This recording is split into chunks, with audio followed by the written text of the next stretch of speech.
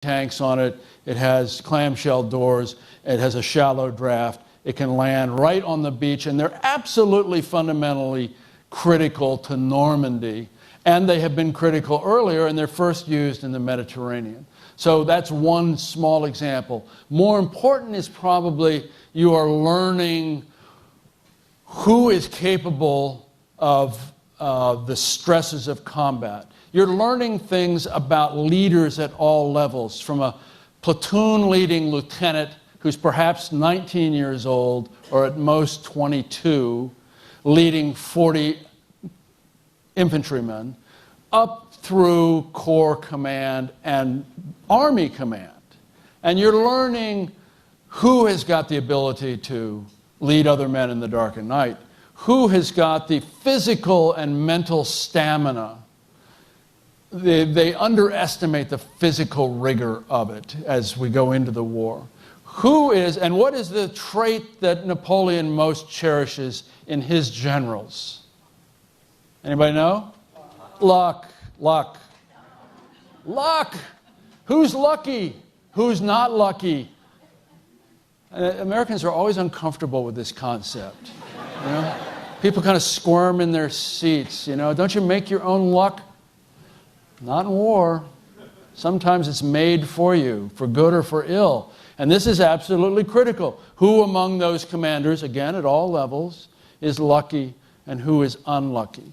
And we've talked about some of the unlucky ones, John Lucas, Ernest Dawley at Salerno. And we've talked about some of the lucky ones, Dwight Eisenhower being first among them.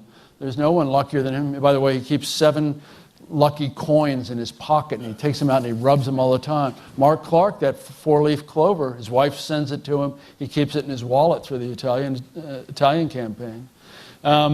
So yes, the answer to your question is yes, we have to go through this. We have to, you're looking for killers. And we're breeding killing divisions. We get 4 of them out of North Africa, and they're really good. 1st Division, 3rd Division, 34th Division, 1st Armored Division, and they are full of killers because that's how you win. You find men who are willing to kill other men and leaders who are willing to lead them to kill other men. And that's a painful part of the whole process then, and always has been since the days of Thucydides, and is today in 2014. Thank you, sir. Thank you. You're watching American History TV all weekend, every weekend on C-SPAN 3. To join the conversation, like us on Facebook at C-SPAN History. About 50 years ago, on August 10, 1964, President Lyndon Johnson signed the Gulf of Tonkin Resolution, which in lieu of a declaration of war gave him broad powers to wage war in Southeast Asia. That resolution was passed by Congress in response to an August 2nd attack and an alleged August 4th incident in the Gulf of Tonkin involving U.S. destroyers and Vietnamese torpedo boats. American History TV visited the National Security Archive at George Washington University to learn about numerous declassified documents that have shed more light on the Gulf of Tonkin incidents. I'm Tom Blanton. I'm the director of the National Security Archive, and we're here on the top floor of the main library of George Washington University, which is where we live. And we're in a room full of boxes of declassified documents, and it's really an artifact because most of the declassified documents we get today are actually digital. A lot of them born digital, scanned or made digital, and certainly the people that use our collections are using them online. In fact, in the courses we teach here at George Washington, for most of these kids, if it's not online, it doesn't exist. So part of our whole mission has been to get these primary sources loose from the government through Freedom of Information Act requests and declassification review requests, and then get them into digital formats, organize them, explain them, curate them, index them, so then students can find them, journalists can find them, citizens can find them, and even we get calls from Congress. They have questions too. How are you funded and where did you come from? We really were started by a whole group of journalists and historians back in the mid-1980s, each of whom had used the Freedom of Information Act to get documents declassified from the government. And I think the piles were stacking up in their kitchens, and their spouses said, "Get these papers out of the house." And to save their families, I think they created the National Security Archive, not just as a repository, but as a institutional memory and a follow-up, because we not only inherited boxes and boxes of documents from these pioneering journalists and historians, but we also inherited their pending Freedom of Information requests. Because for the really sensitive documents where inside the government there's a debate about, well, is this really secret, or is it just subjectively secret, or can this be released, it can take years to get a declassification request through the system. It can take, in the case of the Gulf of Tonkin intercepts, intelligence intercepts, this has been an iterative story for 50 years to get the documents loose. Bits and pieces, not the whole truth, were told to the public right at the time by the President of the United States. What is an intercept? An intercept is when a U.S.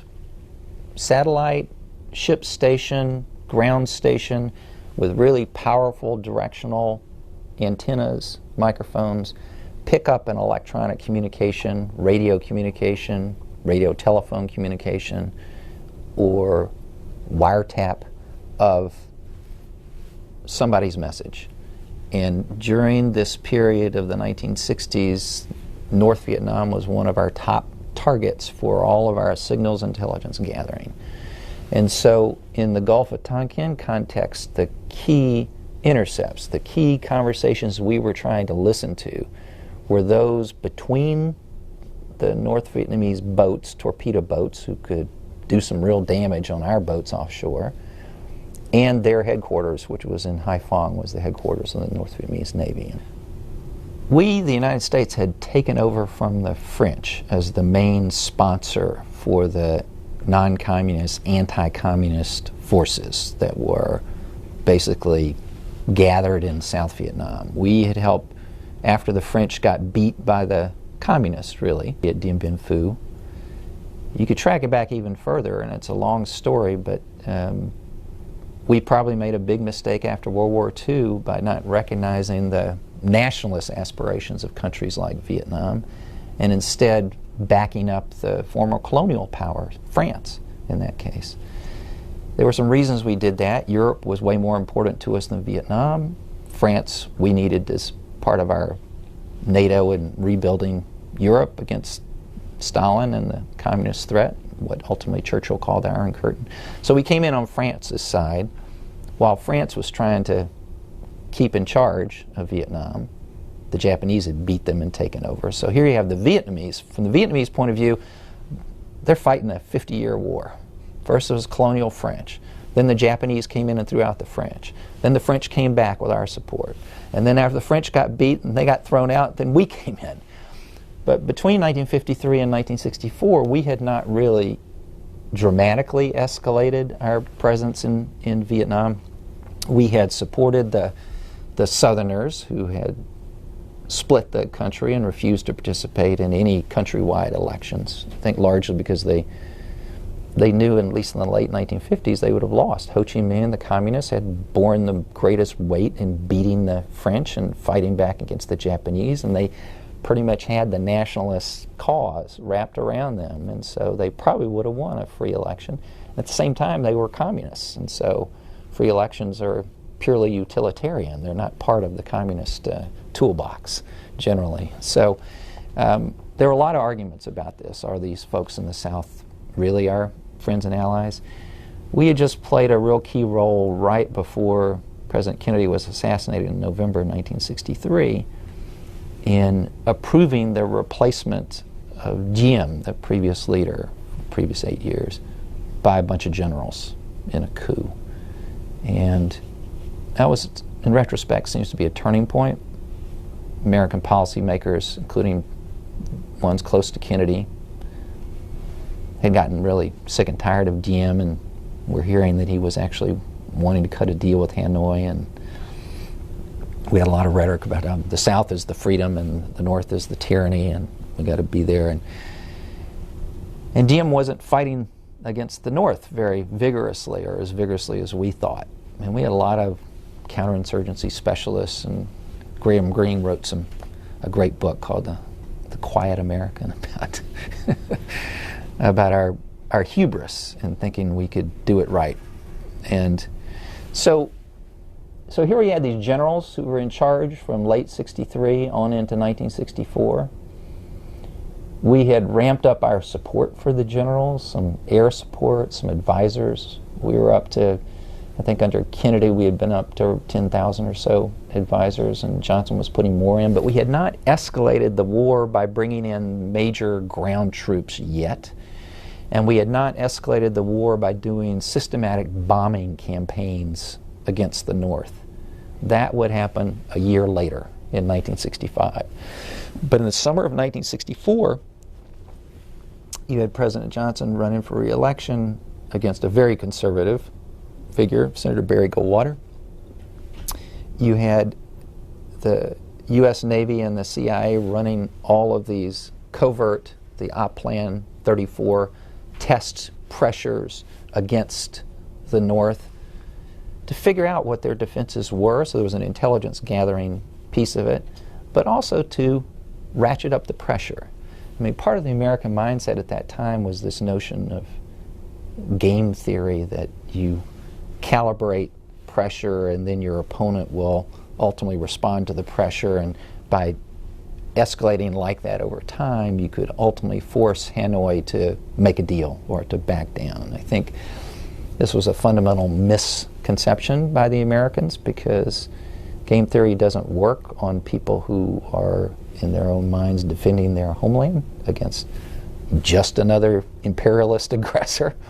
I think the Johnson administration in the summer of 1964 was learning some of the wrong lessons from the Cuban Missile Crisis of 1962.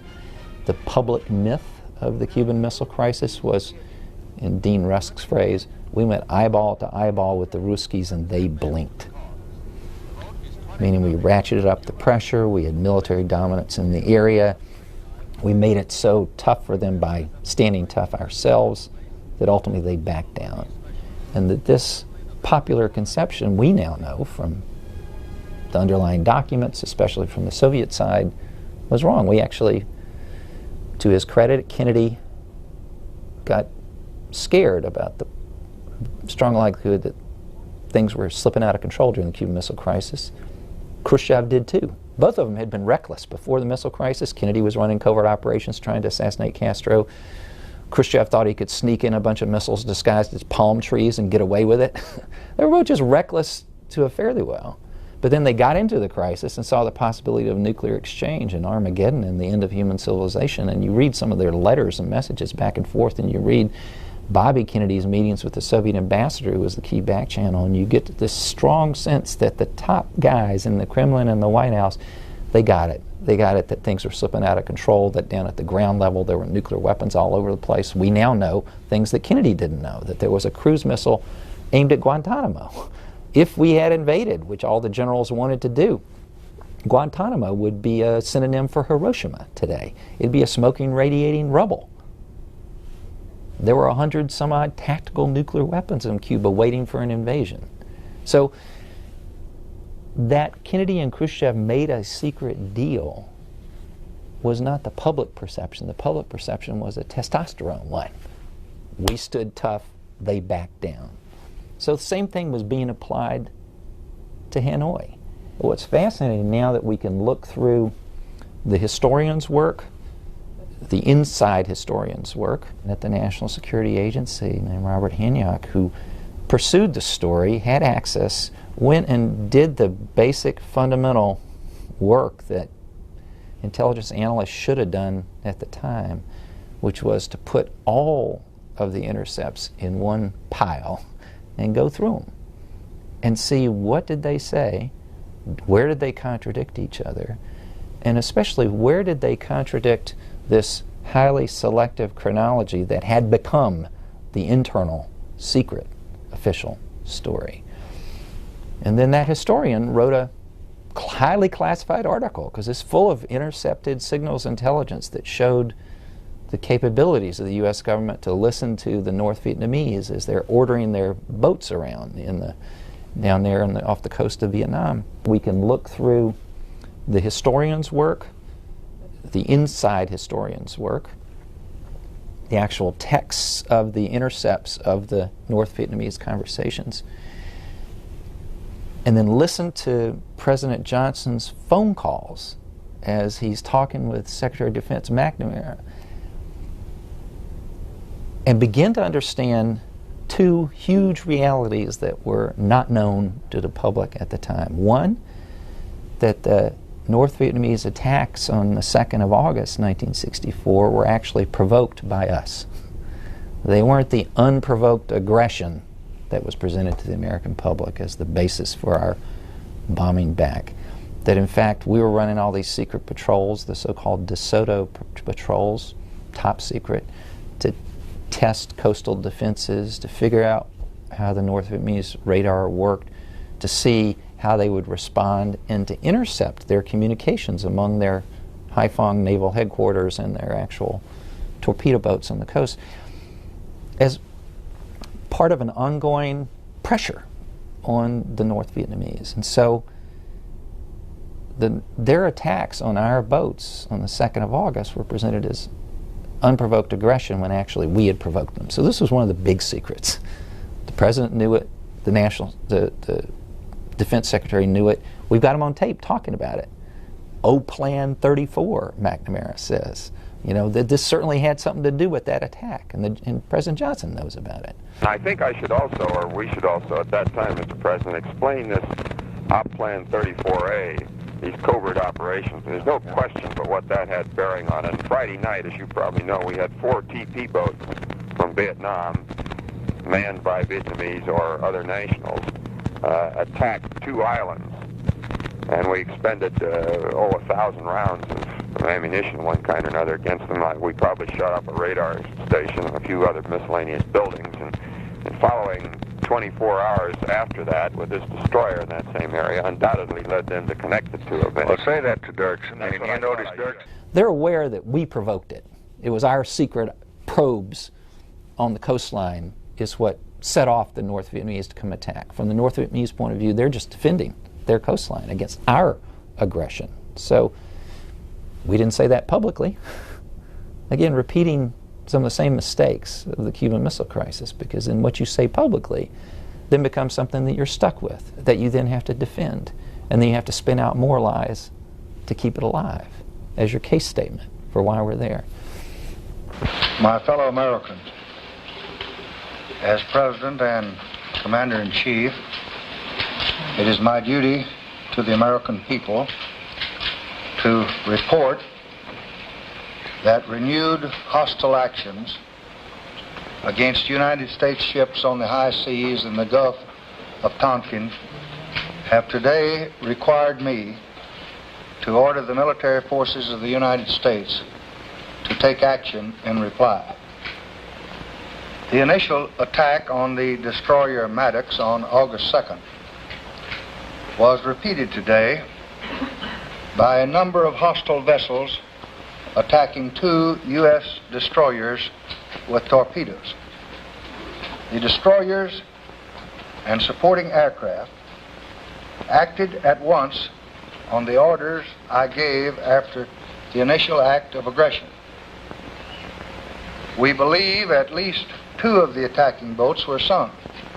At the moment of the 4th of August, you have this false warning from an summarizing from an intercept, but not really giving an intercept. False warning, everybody's on edge. The destroyers start reporting sonar torpedo attack. Takes them a couple of hours to figure out, well, maybe that's just our own wakes. We're moving the destroyers like this, which is what you do to have evasive action if you're under attack from a torpedo boat. But these destroyers are really fast boats with big propellers and big engines, and they're built for speed on the open ocean. So they make maneuvers like that. They set off all kinds of wakes And those wakes are then picked up by the other destroyer's sonar, and then all of a sudden you got this reinforcement. Oh my God, torpedoes in the water. Oh my God, torpedoes in the water. And then you got commanders of two boats saying, we're under attack, we're under attack, we're under attack. And it takes about 2 hours for Commander Herrick to finally figure out, well, wait a second. On the 2nd of August, we actually saw some of the torpedo boats. We saw them. We took pictures of them zooming across the bow. I mean, some of these pictures in the Navy historical collections, they had photographs of the North Vietnamese torpedo boats, but here, nobody had an eyesight confirmation at all. And when they changed the personnel on the sonar screens, all of a sudden the next sonar guy doesn't see anything. Wait a second, what am I getting reporting?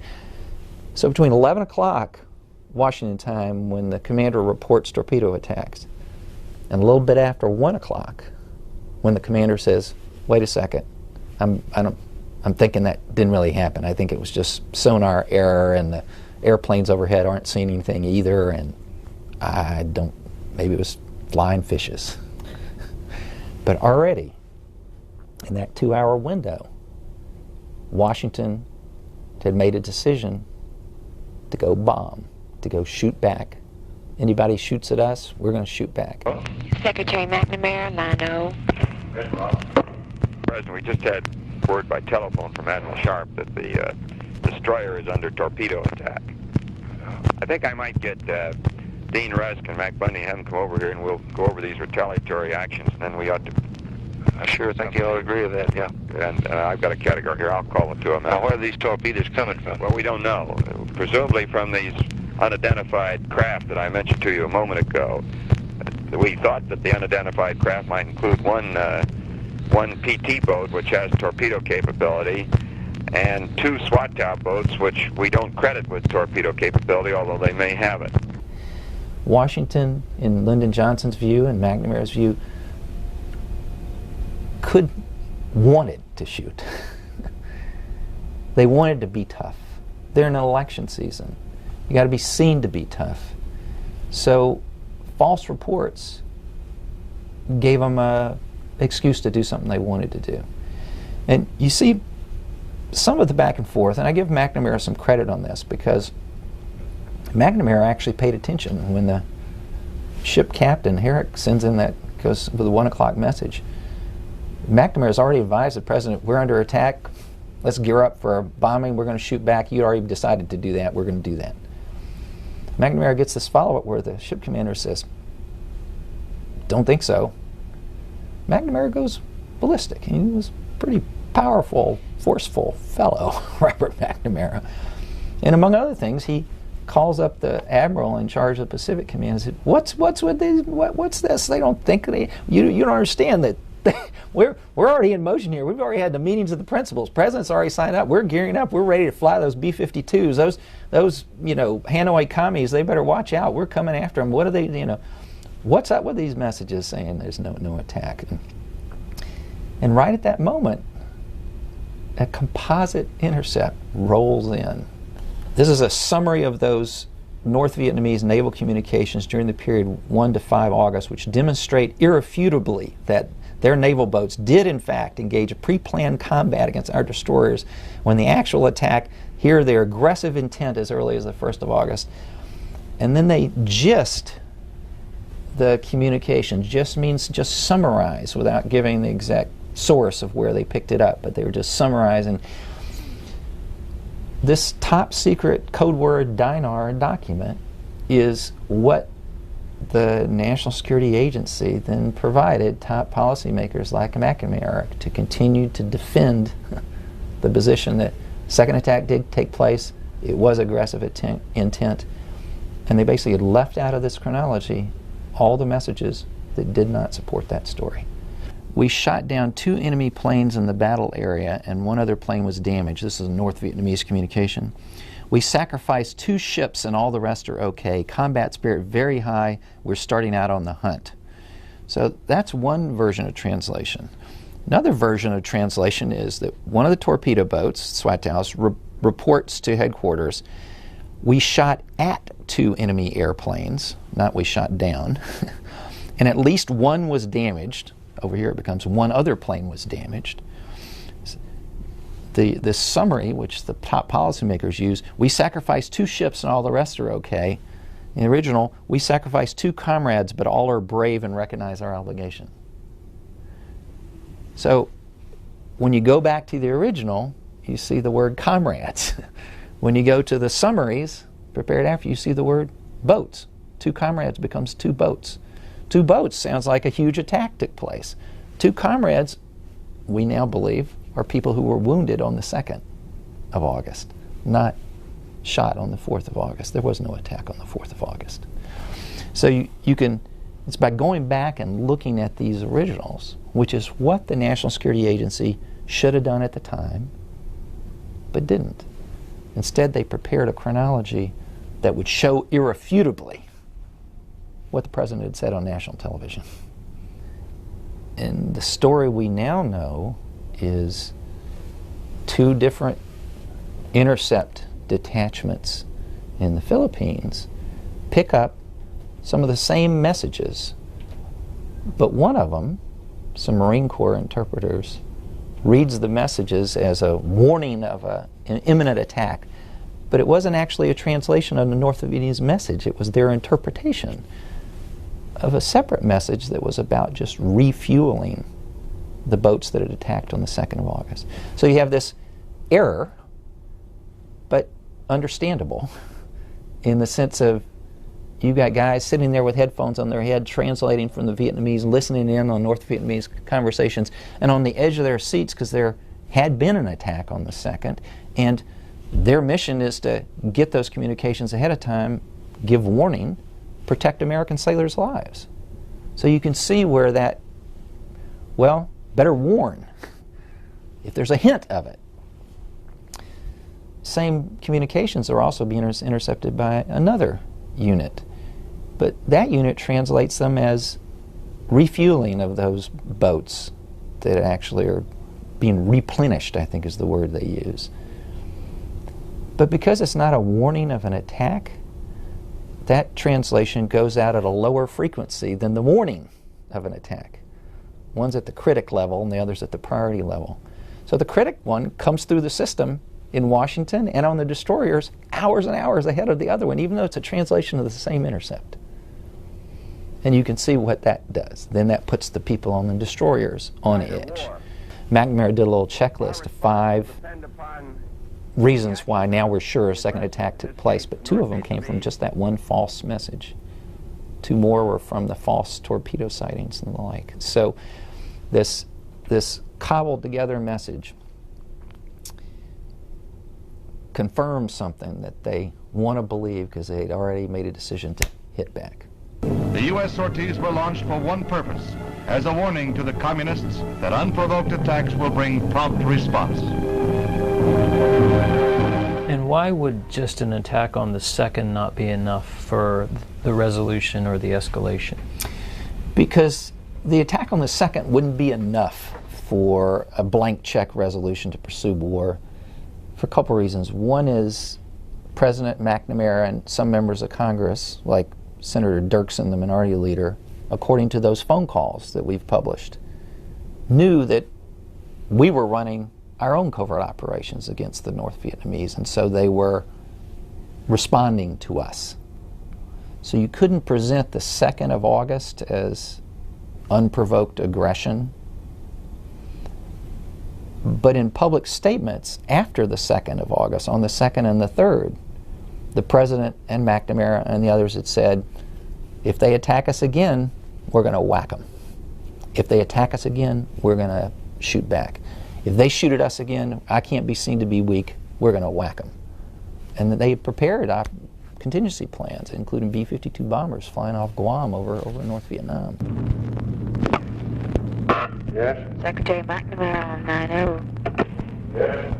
Mr. President, I set up those meetings for this afternoon with the Senate and House leaders, and I thought if it was agreeable with you, I would say to them that some months ago you asked us to be prepared for any eventuality in the Southeast Asia area, and as a result of that, we have prepared and just completed very detailed target analyses of the targets of North Vietnam. As a matter of fact, in 10 minutes I'm going over with the chiefs the final work on this. We have pictures, analyses, numbers of sorties, bomb loadings, everything prepared for all of the target systems of North Vietnam, and I would describe this to the leaders, simply indicating your desire that we be fully prepared for whatever may develop. And furthermore, we've prepared detailed movement studies of any contingency forces required, air squadrons, etc. And say, obviously now, if you go put this in the paper, yeah, and I'm going to tell him that. and your enemy reads about it, then he thinks we're already taking off, and obviously you've got us in a war. But I've got to be candid with you, and I want to tell you the truth. Exactly. I was going to start my remarks by that, to be damn sure it doesn't, or try to be sure it doesn't get in the paper. As soon as those reports come in, even though within 2 hours they're being disproved by the commander of the destroyer supposedly being attacked, but in those 2 hours you've already made you're committed publicly. Hit them back. The people that are calling me up, I just talked to a New York banker, I just talked to a fellow in Texas, they all feel that the Navy responded wonderfully, and that's good, but they want to be damn sure I don't pull them out and run, and they want to be damn sure that we're firm. That's what all the country wants, because Goldwater's raising so much hell about how he's going to blow them off the moon, and they say that we oughtn't to do anything that the national interest doesn't require, but we sure ought to always leave the impression that if you shoot at us, you're going to get hit.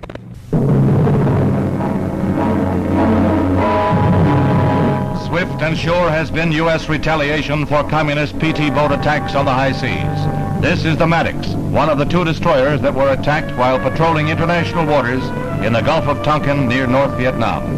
Warplanes from two carriers, the Ticonderoga and the Constellation, avenged the unwarranted red assault with 64 sorties to North Vietnam PT bases. 25 boats, more than half the fleet, were destroyed, and North Vietnam oil reserves badly depleted. It is estimated 10% went up in flames after direct hits. During the 2nd of August attacks, there was a ton of electronic intelligence and signals intelligence in between the boats, with directing them all the way through the period of the attack and the withdrawal and the damage to the ships. During the 4th of August, at the very moment you have the destroyers reporting torpedoes in the water, there's no electronic signaling. There's no communications being picked up coordinating these attacks. It's I think the historian for the National Security Agency, Hanyok, said it's like the Sherlock Holmes story, the dog that didn't bark. When the dog on the inside doesn't bark, it means it's an inside job.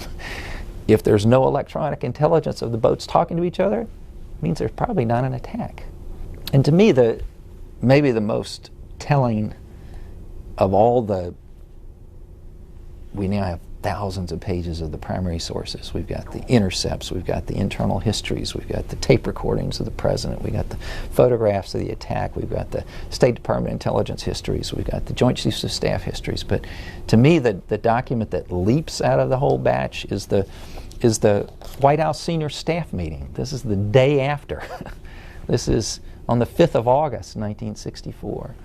And we really only have these notes because the chairman of the Joint Chiefs of Staff, Maxwell Taylor, had been a top Kennedy aide, been kind of sent over to the Pentagon to kind of bring the Joint Chiefs into line, because they had been pretty uppity against Kennedy during the missile crisis. I think at one point Curtis LeMay compares Kennedy to Chamberlain, appeasing Hitler. And this is really amazing insubordination. But Max Taylor had left the White House, gone over to the Pentagon, but he kept his White House passes. And he sent his staff over to the senior staff meeting to make sure that he, Max Taylor, sitting over there, knew what they were doing and thinking. So these notes were taken by an Air Force major named Billy Smith, who was a Korean War veteran and went on to be a 4-star general himself. But he's sitting in that staff meeting the morning after. So the night before, you had that series of the intercepts, torpedoes, the decision to bomb, then the bombers had gone off Guam, North Vietnam taking a huge pummeling. So they come in early morning, staff meeting, with George Bundy, National Security Advisor, is presiding. And Bundy says, well, you know, we actually have less, there was a lot more uncertainty. We have less information this morning than we had last night. Bundy says, according to these notes, on the first attack, the evidence would be pretty good. On the second one, the amount of evidence we have today is less than we had yesterday. This resulted primarily from correlating bits and pieces of information, eliminating double counting and mistaken signals. So you got less information today than you had yesterday, and you already bombed them. So sitting in on his first staff meeting is a NBC News reporter who just moved over from NBC over to the White House staff. Edward R. Murrow had done that, moved over from CBS to run Voice of America, I think. So it was, this was normal, I guess, in those days. This is Douglas Cater. So it says Douglas Cater, sitting in his first staff meeting, raises a question about this congressional resolution, the Gulf of Tonkin Resolution, the one that was going to give the president authority to do whatever he wanted to fight back against those Vietnamese. It became the ultimate underlying legal authority for the entire Vietnam War escalation. Only 2 U.S. senators voted against it, one from Alaska and one from Oregon. Cater says, but I'm wondering, I haven't thought it through completely, but the logic really troubles him somewhat. But if this attack on forces, you're going to do a resolution about freedom of all of Southeast Asia, and you got less information today than you did yesterday.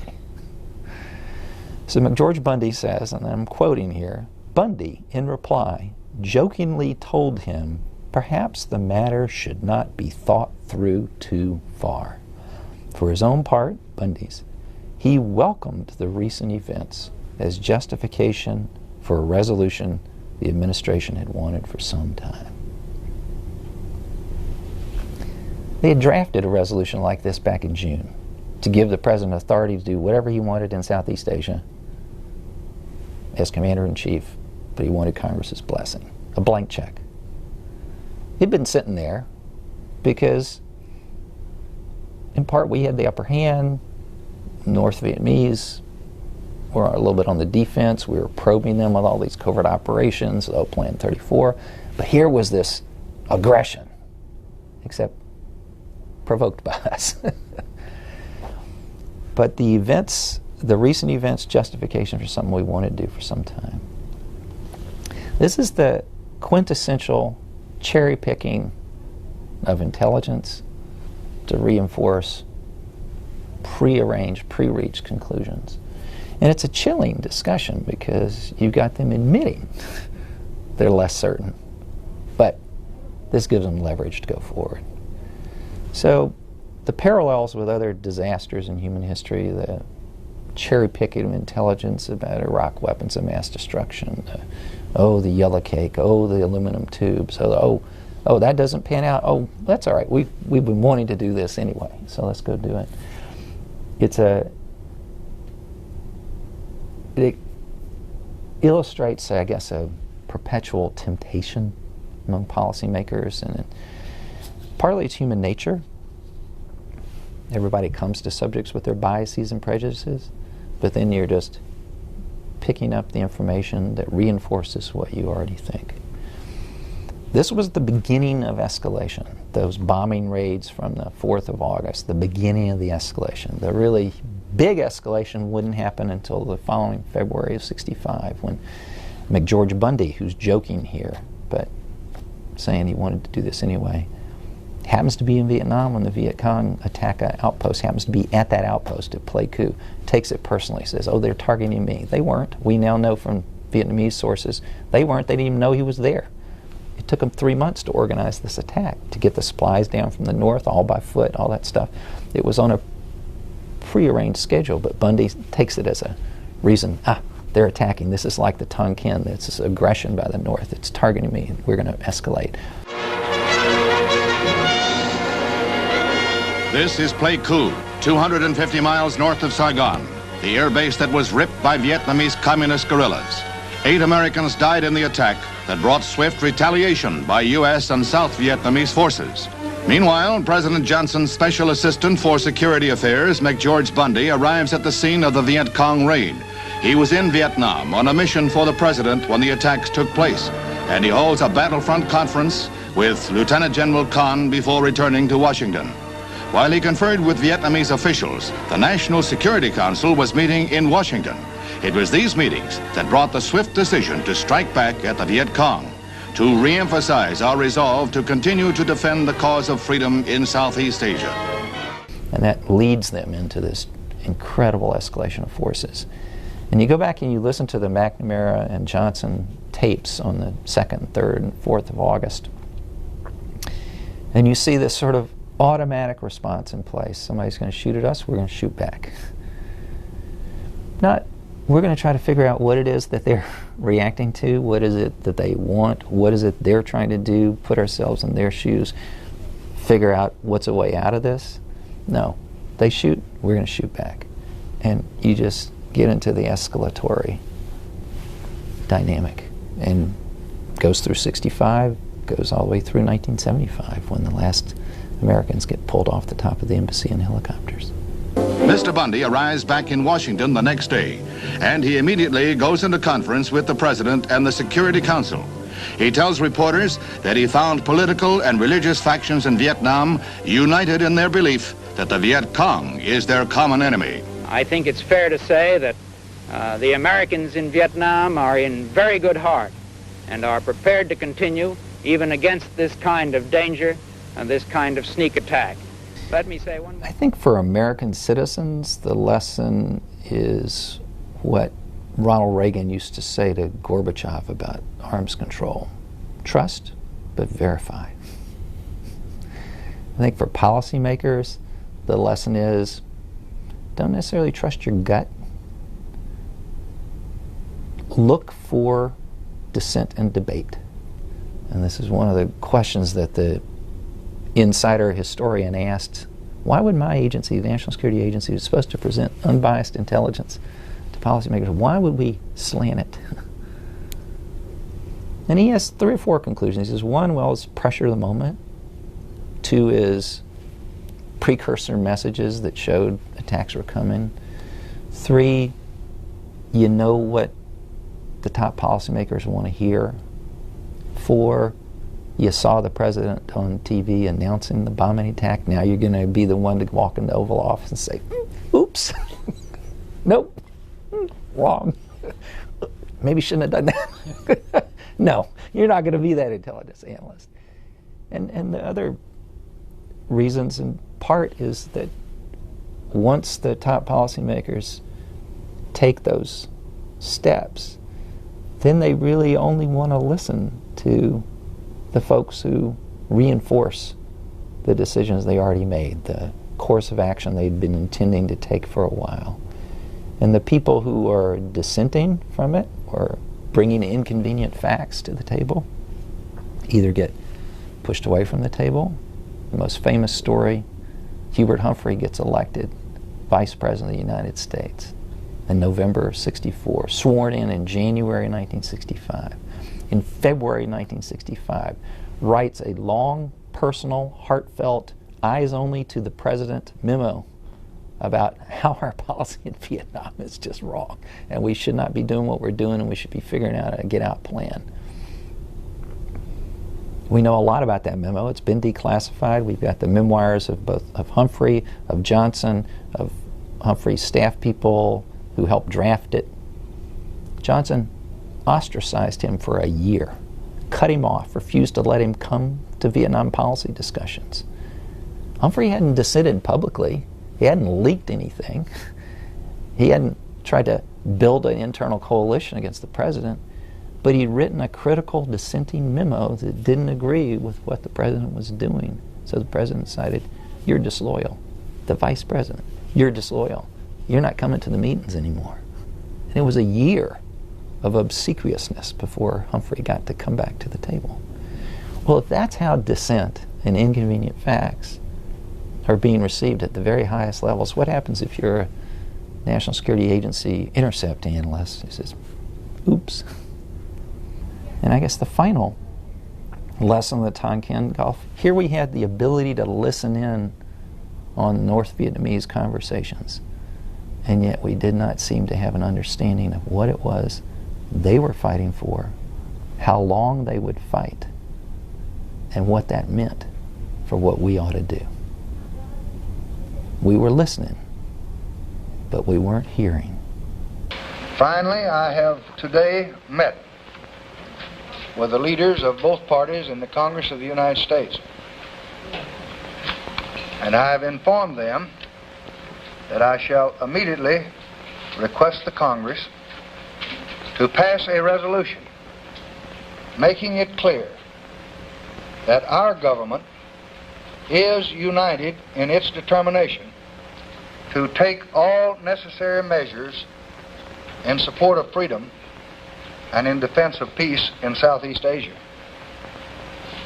I have been given encouraging assurance by these leaders of both parties that such a resolution will be promptly introduced, freely and expeditiously debated, and passed with overwhelming support. And just a few minutes ago, I was able to reach Senator Goldwater, and I am glad to say that he has expressed his support of the statement that I am making to you tonight.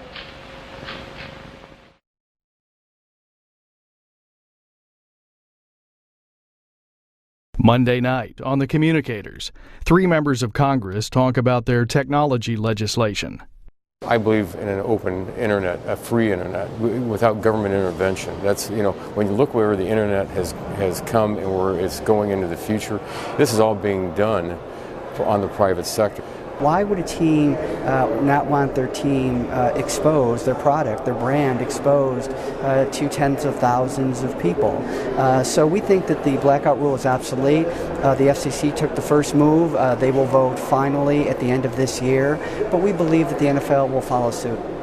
It's a bill that tries to address concerns over must-carry carriage rules, over retransmission consent, basically giving people a level footing when it comes to being able to negotiate with broadcast and being able to negotiate with the providers and the people who are trying to deliver that media to the consumer. And so it puts people on a level playing field when it comes to those kinds of negotiations.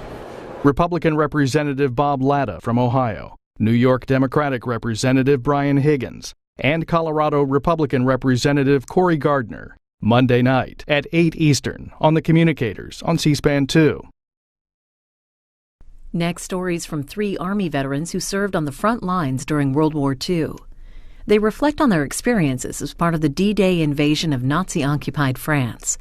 This was one of several events hosted by the Dwight D. Eisenhower Presidential Library and Museum to mark the 70th anniversary of D-Day. It's about an hour and 10 minutes.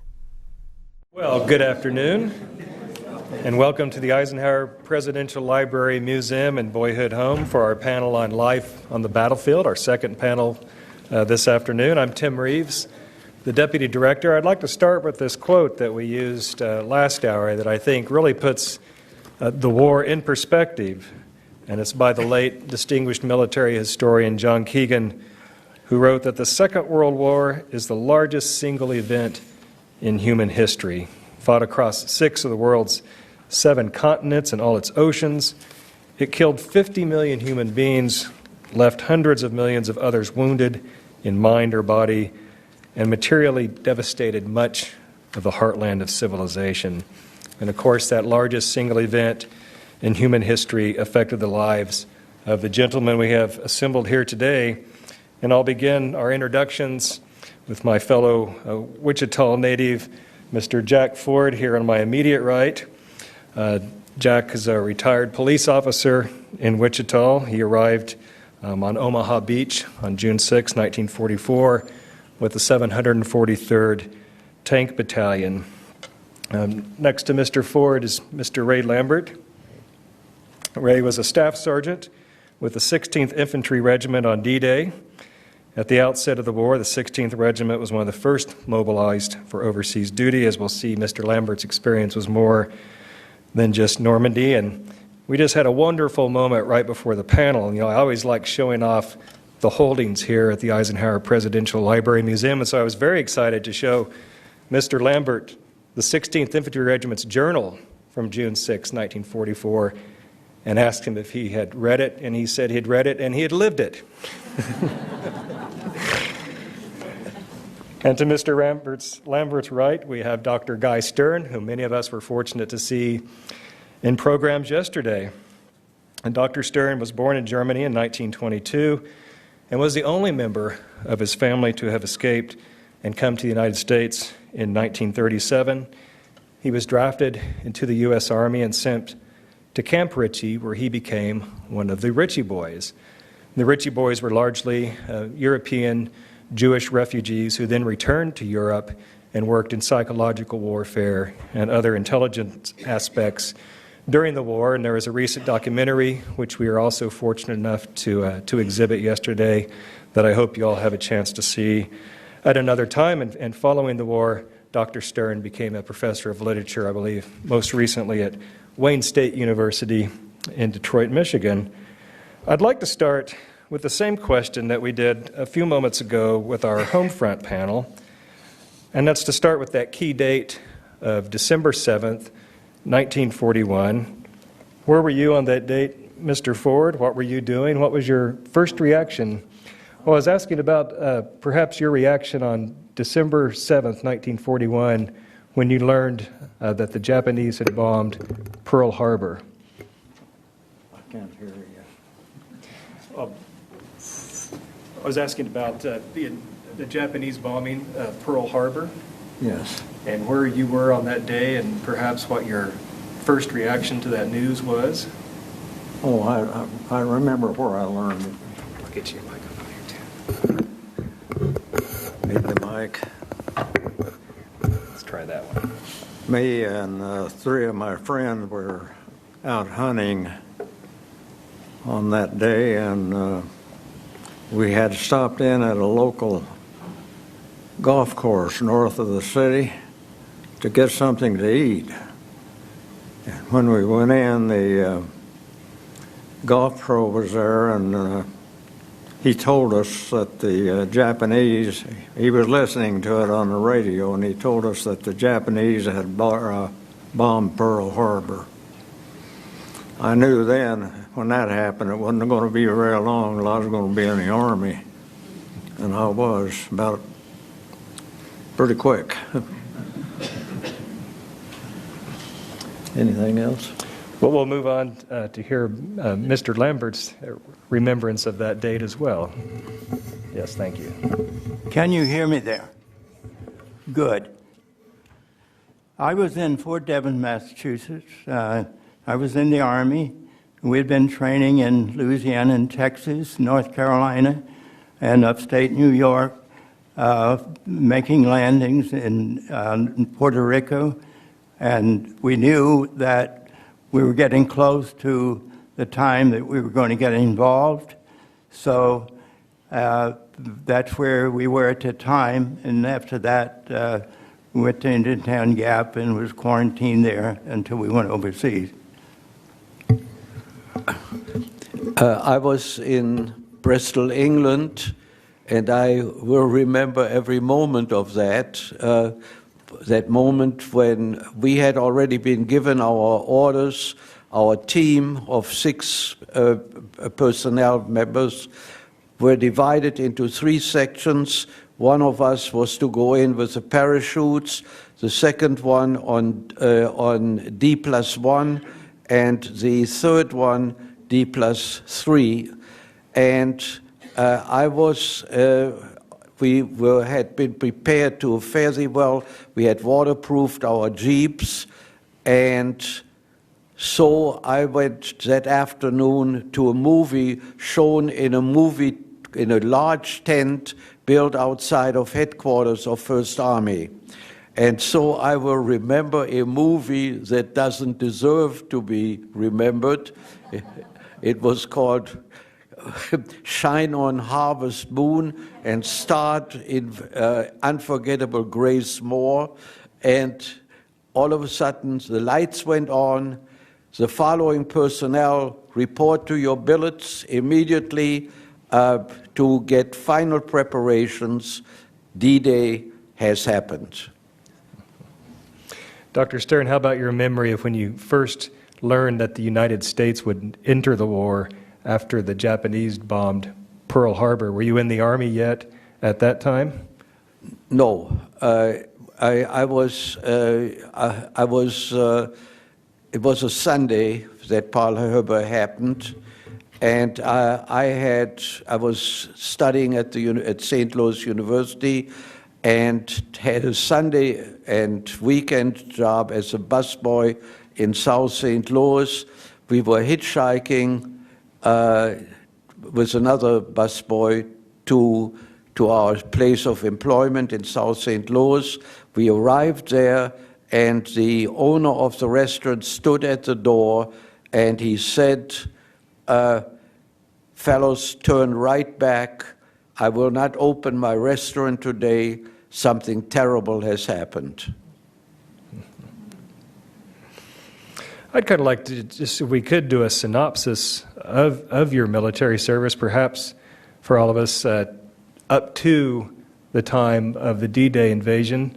Mr. Ford, if we could start with you, perhaps about your induction in the Army and then your training in the tanks.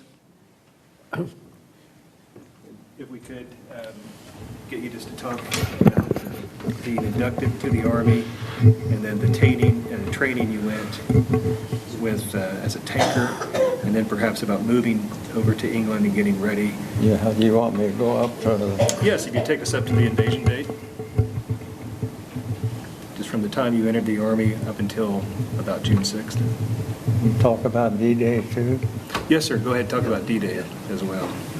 Got the microphone. You want to talk about when I was drafted and yes, just sir. D-Day? Well, we could start with when you're drafted and take it all the way up through D-Day if you like. It's going to take a while. We got time. You can cut out some of the best. Whatever you'd like to cut out. It's fine. Yeah. There's the mic. Thank you. Well, I'll make this as quick as I can.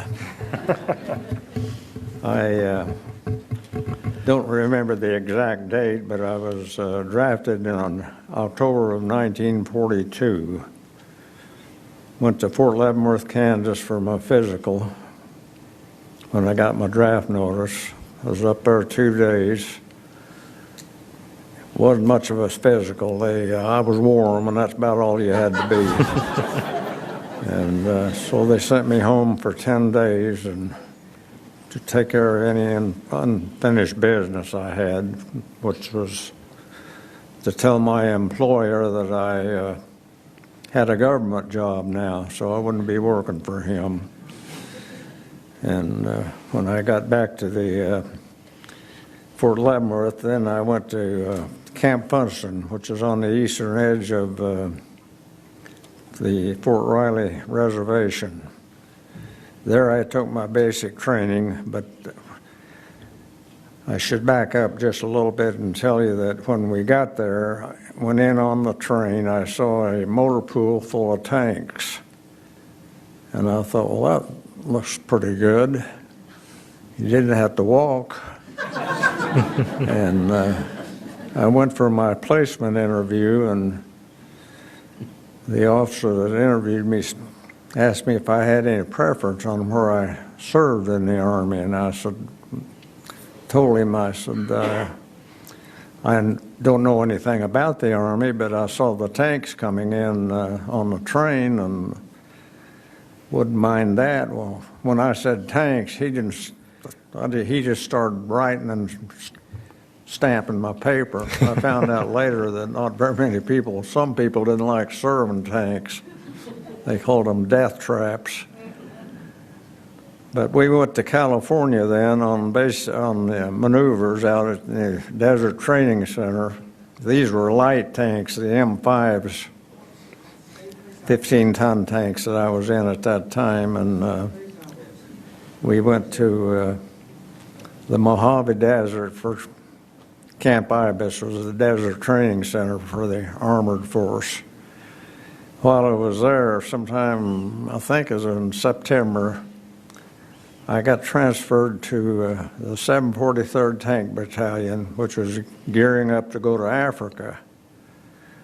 And they transferred me down there as a tank driver, and I found out when I got there that they had the Sherman tank instead of the M5 tank. Well, I'd never seen a Sherman tank. But I remember when we went by truck, and I remember when we got there, the sergeant called out my name and told me to follow him, and he took me to a tent, and we walked in and told the tank commander, he said, "Here's your driver." That was it. And